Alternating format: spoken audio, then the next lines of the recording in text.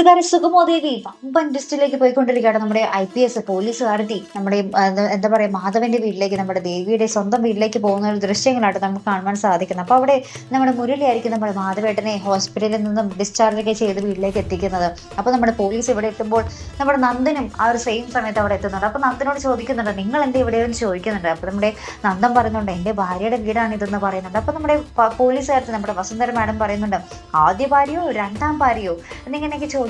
അപ്പൊ നമ്മുടെ നന്ദൻ പറയുന്നുണ്ട്, എനിക്ക് ആകെപ്പാട് ഒരു ഭാര്യയുള്ളൂ. അപ്പൊ നമ്മുടെ മാഡം നമ്മുടെ പോലീസുകാരത്തി പറയുന്നുണ്ട് കേട്ടോ, അപ്പൊ മീരെ കെട്ടിയ കാര്യം നിങ്ങളങ്ങ് മറന്നു പോയോ എന്നൊക്കെ ഇങ്ങനെ ചോദിക്കുന്നുണ്ട്. അതിനുശേഷം മുരളിയെ ചോദ്യം ചെയ്തിട്ട് മുരളിയെ എന്താ പറയുക ചോദ്യം ചെയ്യാൻ വേണ്ടി കസ്റ്റഡിയിലെടുത്ത് കൊണ്ടുപോകുന്ന നിമിഷങ്ങളും തന്നെയായിട്ട് നമുക്ക് കാണുവാൻ സാധിക്കുന്നത്. പിന്നെ എന്തൊക്കെയാകും കഥ? ഇനി യഥാർത്ഥത്തിൽ ആ ഒരു കൊലപാതകത്തിന് പിന്നിൽ മുരളിയുടെ കൈകൾ ഉണ്ടാകുമോ?